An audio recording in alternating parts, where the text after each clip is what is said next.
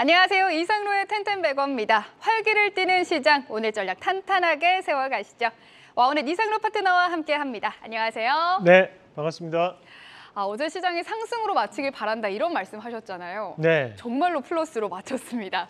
오늘 네. 시장도 이렇게 상승 탄력을 쭉 이어나가고 있는데요. 코스피는 2,490선 안착했고요. 코스닥은 1.5%대 상승합니다. 오늘 시장 상승 이유가 어떻게 될까요? 외국인의 힘. 힘. 네, 역시 외국인이. 어제는 우리 자니 씨의 힘. 감사합니다. 네, 오늘 외국인의 힘입니다. 외국인들이 최근 들어서 계속적인 매수세를 보여주었습니다. 그만큼 이 코스피 시장에서 외국인들의 꾸준한 매수세가 있었음에도 불구하고 하방 경직성이라고 우리가 흔히들 표현합니다. 바닥을 다지는 그런 양상만 나타나고 반등 자체가 강하지 않았지만 어제 한 가지에 대한 실마리를 풀어본다면 이제 반도체 관련된 기업들이 상승세를 보였다는 것이었습니다. 결국에는 삼성전자나 SK하이닉스가 풀어줘야지만 시장에 대한 상승세를 동반할 수 있다는 부분이고 오늘 시장에서도 삼성전자라든지 SK하이닉스가 반등에 대한 실마리를 풀어줌으로써 지수 자체는 강한 움직임들을 나타내는 그런 양상이 나타나고 있고 코스피가 오르다 보니까 코스닥도 다시 한 번 더 상승하는 그런 모습들이 나타나고 있다. 그렇게 볼 수 있고요. 거기에 대한 수급적인 원동력은 바로 외국인의 힘 이렇게 봐야 될 것 같습니다.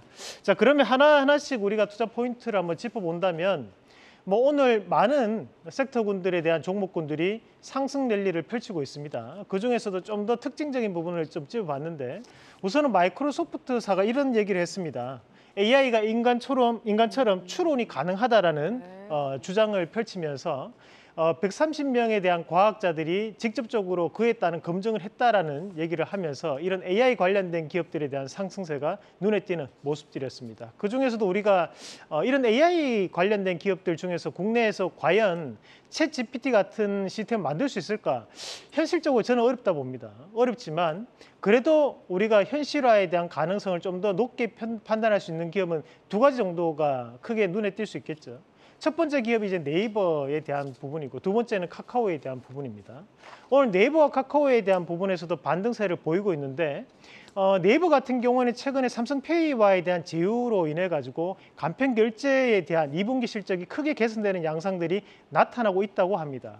그런 실적적인 분위기 자체가 결국 2분기에 대한 기대감으로 현재 주가에 반영되고 있는 것으로 우리가 판단할 필요가 있고 자, 마찬가지로 카카오 같은 경우에도 국민들에 대한 이미지는 상당히 지금 실추되어 있는 상황이지만 결국 이는 카카오가 가지고 있는 플랫폼에 대한 부분은 너무 저평가되었다는 부분이 지금 의견들이 우세하면서 현재에 대한 반등세를 나타내고 있다고 봐야 될 것 같습니다. 그리고 또 한 가지 기억해야 되는 기업, 바로 이제 오픈엣지 테크놀로지 같은 기업들도 결국 AI 반도체에 대한 IP를 보유하고 있는 기업으로서 우리가 앞으로 AI 반도체에 대한 시장이 좀 더 확대됨에 따라서 이런 오픈엣지 테크놀로지에 대한 수주가 이어질 것이라는 기대감이 바닥을 다지고 반등 양상을 붙이는 그런 양상으로 나타나고 있습니다. 네, 그렇게 하고 오늘 피부 미용 의료기기주도 강세인데요. 한번 살펴볼까요? 네, 저희가 이제 5월 2일 날 이런 피부 미용 의료기기 관련한 섹터군들을 한번 종합적으로 다 같이 한번 보셨는데 지금 현재 이제 K-팝 또는 K-푸드 그리고 오늘은 이제 K-뷰티에 대한 부분이 이슈화가 되면서 강한 랠리를 펼쳐지고 있는데 과거에는 이제 K-뷰티라고 하면 흔히들 화장품으로 대표되는 부분이었지만 최근 들어서 이런 의료기기 관련된 부분에서 지금 다시 한 번 더 재평가를 보이는 그런 양상이 나타나면서 우리가 이제 피부 미용 의료기기 관련한 부분에서 피부 미용 의료계의 삼성전자다 그런 표현을 하는 기업이 이제 클래시스라는 기업이 있습니다. 이 클래시스 같은 경우에 지금 현재 신고가에 대한 랠리를 펼치고 있는 과정들이고 마찬가지로 이런 좀 더 작은 업체, 중소업체로 볼 수 있는 비올도 오늘 다시 한 번 더 신고가에 대한 출하가 이루어지는 양상들이 나타나고 있습니다.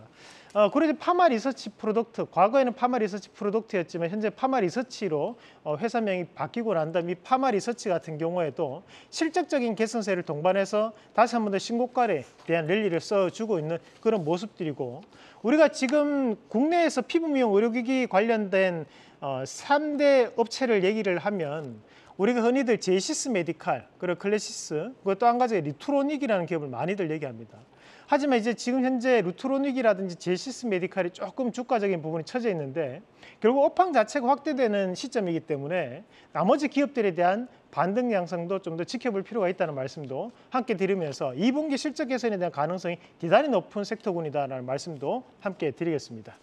네, 그리고 엔터주 사실 꼭지 아니냔 말이 며칠간 좀 나왔는데 오늘 다시 한번 올라갔습니다. 지난주에 YG엔터 매수하신 분들 저는 참 부럽더라고요. 네, 뭐 어제는 또 JYP 엔터테인먼트가 또 좋은 모습 보였고 또 피프티라는 그룹이 현재 또 빌보드 차트에서 또 탑10에 진입했다는 뉴스도 오늘 또 긍정적인 뉴스로 또 작용하는 부분인 것 같습니다. 대신에 이제 구조적인 부분 자체에 대한 변화로 저는 판단하는데 결국 지금 현재 우리가 이제 엔터주들에 대한 흐름 자체가 과거 2020년도 전까지는 콘서트에 대한 매출이 전체 매출의 절반 이상을 차지할 정도로 콘서트 매출이 상당히 높았다는 겁니다. 하지만 지금 같은 경우에 대부분 다 음원이라든지 또는 음반 판매에 대한 양이 지금 현재 그 엔터주들에 대한 수익원이 되어 있고 대신 콘서트 매출은 올해부터 점진적으로 늘어나는 양상들이고 우리가 지금 현재 빅4라고 하는 기업들에 대한 부분에서 콘서트 일정들을 보면 4월 달부터 6월 달까지 빼곡하게 일정들이 잡혀 있는 것을 볼 수 있습니다. 결국에는 이런 돈의 흐름에 따라 가지고 유입될 수 있는 실적에 대한 개선세가 2분기에도 이어질 수 있다라고 시장은 지금 판단을 한다고 보고 YG 엔터테인먼트 같은 경우에는 그 안에서도 우리가 1분기 실적 기준으로 봤을 때 PR 밴드가 약 11배 정도 수준에 지나지 않습니다. 제가 이 방송에서 적어도 10만 원 이상까지는 가져야 된다라는 말씀을 드렸는데 크게 뭐 기업 측면에 대한 내부적인 요인이 없다면 충분히 가능할 거라고 보고 나머지 여타의 우리가 빅4라든지 군수업체들도 지금은 충분히 재평가를 받을 수 있는 단계니까 좀 더 집중할 필요가 있다는 말씀도 함께 드리도록 하겠습니다. 네. 그리고 어제 MVH 코리아가 좀 약세를 보였습니다. 대응 전략 한번 짜주시죠. 네, 맞습니다. 어제 저희가 AS를 한다는 게 제가 깜빡했는데요.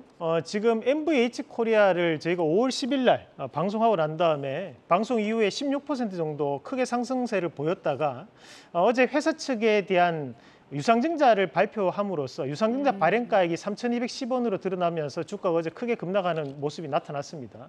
그러니까 현재는 매수가 밴드보다 조금 처져 있는 그런 모습들이 나타나고 있는데 사실 회사 측에 대한 돌발적인 이슈라고 봐야 되는 부분이지 우리가 전체적인 자동차 부품주에 대한 부분에서 업황이 다시 한 번 더 크게 떨어질 수 있다라는 우려감은 저는 없다라고 판단합니다. 결국에는 장기적인 측면에서는 여전히 긍정적인 부분으로 해석할 수 있지만 대신에 일시적인 부분에서 우리가 뭐 사실 일시적인 부분에서 지금 유상증자를 발표를 한다는 것을 제가 미처 판단하지 못했던 부분에 대해서는 여러분들에게 양해 말씀을 드리고 대신에 우리가 이 기업에 대한 장기적 측면을 본다면 충분히 지금 미국 내에서에 대한 공장 가동률도 상승하고 있는 시점을 감안했을 때 충분히 앞으로도 유망한 부분으로 작용할 수 있다는 말씀도 함께 드리겠고 이뿐만이 아니라 우리가 자동차 부품주들 이 시간을 통해서 많이 말씀드렸는데요. 여전히 긍정적인 흐름, 2분기 실적도 기대할 수 있는 흐름이니까 꼭 더 눈여겨보시면 좋을 것 같고요. 그래서 저도 어제 방송에서 말씀 못 드렸던 부분을 뭐 유튜브라든지 또는 공개방송 통해서 말씀을 드렸는데 그 부분도 참고하셔가지고 그렇게 AS도 한번 받아보시길 바라겠습니다. 네, 오늘의 텐베거 트렌드는 디스플레이입니다. 요 며칠 시장에서 디스플레이 관련해서 관심 많더라고요. 사실 뭐 오늘도 뉴스가 하나 있었습니다. 삼성에서 우리가 TV용 디스플레이 패널을 LG 측에서 공급받겠다라는 이슈가 있었고 그러면서 이 디스플레이 관련된 기업들이 현재 다시 한 번 더 강한 재평가를 받고 있는 그런 양상들인데 대신 이런 디스플레이 관련된 기업들을 매매하실 때 중요한 포인트가 몇 가지가 있습니다. 그 포인트 몇 가지를 좀 짚어드리도록 하겠습니다. 우선 이제 우리가 이 디스플레이 업황 자체가 지금 대단히 부진한 상황입니다. 사실 저희 집에도 TV가 없거든요. 정말요? 그 정도로 이제 최근에는 이런 브라운관 TV에 대한 부분에 대한 수요가 예전만큼 높지는 않다는 거죠. 그리고 이제 TV라는 것이 교체 주기 자체가 길다 보니까 실질적으로 꾸준한 매출처를 잡기가 대단히 힘든 부분도 있습니다. 결국에는 소형 패널 쪽에 집중되어 있던 부분들이 지금 현재 대형 패널에 대한 부분으로 다시 한 번 더 넘어가는 시점이다 보니 기업들이 실적이 좋지 않은 상황들이 많다는 것을 먼저 감안을 하셔야 되고 그렇다 보니 이제 부진했던 업황을 회복하는 그런 단계라고 볼 필요가 있고요. 마찬가지로 이제 글로벌 업황이 거의 유사하게 움직임이 나오고 있습니다. 그래서 과거에 2019년도, 2020년도에 미국이 재난지원금을 전 국민에게 뭐랄까요, 나눠주고 난 다음에 그때 그 패널들에 대한 수요가 급격하게 증가하는 모습들이 나타났었는데 그게 이제 일시적인 부분에 대한 요인이라고 봐야겠죠. 그래서 그런 글로벌 업황에 대한 측면이 함께 움직인다는 부분을 참고할 필요가 있고요. 마찬가지로 이제 우리가 이런 디스플레이 장비라든지 또는 반도체 장비라든지 또는 2차 전지 장비주들은 대부분 다 그 사업 영역권력이 거의 비슷합니다. 일적인 예로 2019년도에 우리가 배터리 공정 장비 쪽으로 반도체 장비 업체나 또는 디스플레이 장비 업체들이 많이 넘어갔습니다. 그 말은 뭐냐면 공정들이 거의 유사한 공정들이 이어지는 상황들이기 때문에 이런 디스플레이 장비를 하고 있더라도 주요 매출처 자체는 반도체 장비라든지 또는 2차 전지 공정 장비와 함께 엮여질 수 있다는 부분도 참고하셔서 투자를 하시면 좋겠다는 말씀도 드리겠습니다. 그런데 로이터 통신이 LG 네. 디스플레이가 삼성의 OLED TV 패널을 공급하겠다는 보도가 나왔는데 삼성 측에서는 또 사실 무근이라는 기사를 네, 냈잖아요. 좀 이- 주의할 점이 있을까요? 네, 맞습니다. 이게 사실 뭐 삼성 측에서도 이제 디스플레이 분야가 부분이 두 가지 사업 부분은 나눠져 있습니다. 하나는 이제 가전 부분에 포함되어 있는 디스플레이 부분이 있고 또 한 가지는 삼성 디스플레이 부분에 또 사업 부분이 있다 보니까 지금 현재는 요거 과정들을 좀 더 확인해야 될 필요는 충분히 있다고 봅니다. 현재 시장에서는 기대감 자체가 좀 더 반영되는 구간이라고 판단을 할 수 있고 그에 따른 관련주들도 한번 체크를 해보도록 하겠습니다. 네. 우리가 그에 따른 관련주들을 한번 같이 보시면 우선 디스플레이 관련된 기업이라고 나오면 가장 먼저 봐야 되는 기업이 바로 이 LG 디스플레이입니다. 그렇죠. 우선 LG 디스플레이가 연초에 애플에 대한 공급을 한다 안 한다 여러 가지 말들이 나오면서 실질적으로 애플은 자체 생산을 불가할 것이다라는 또 결론이 나오면서 지금 LG 디스플레이가 지금 바닥을 다지고 있는 과정들인데 대형주를 매매하시는 분들이 LG 디스플레이 반드시 눈여겨볼 필요가 있고 자 오늘은 공정별로 한번 나눠봤는데요. 전공정 안에서도 우리가 좀 더 눈여겨봐야 되는 기업들이 지금 이제 야스라든지 인베니아 같은 기업들 오늘 급등 양상을 보이고 있는 기업들 LG 공정 안에 포함되어 있는 기업들입니다. 그리고 ICD라든지 필옵틱스, 그리고 선익시스템, SNU, 아바코 같은 기업들이 있는데 밑에 있는 필옵틱스라든지 선익시스템 그리고 SNU는 기대감이 높은 기업들입니다.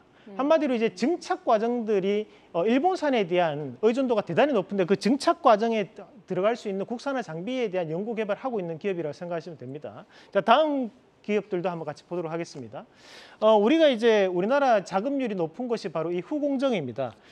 후공정 안에서 이제 동아일텍, 제이스텍, 탑엔지니어링, 뭐 SFA, 로체시스템즈 같은 기업들이 있는데, 자 일단 SFA는 라인업이 가장 다양하고 가장 규모가 크기 때문에 저희가 좀 더 다른 색깔로 표시해놨고 밑에 로체시스템즈 같은 경우에는 또 우리가 이송 장비 한마디로 이제 자동화 장비와 또 엮여 있는 기업이거든요. 그래서 그 부분도 확인을 하실 필요가 있고요. 그리고 소재 관련해서 삼성 SDI라든지 LG와 한솔케미칼 같은 기업들도 눈여겨볼 필요가 있다는 말씀도 함께 드리겠습니다. 네, 디스플레이 관련주 중에 오늘의 원픽 공개해 주시죠. 네, 오늘은 ICD라는 기업을 말씀드리겠습니다. 과거에 이 ICD가 상당히 화려한 기업이었는데 최근 들어서는 이런 라인별 공정 장비가 납품이 되지 않다 보니까 일시적인 실적적인 부분에서 적자를 기록을 하고 있는 기업입니다. 그럼에도 불구하고 준비를 해왔는 이유는 지금 현재 이 디스플레이 업황 자체가 다시 한번 회복되는 단계 안에서 지금 ICD가 주로 납품하는 것이 패널 관련된 기업들에게는 식각 장비, 이제 깎아낸다는 얘기고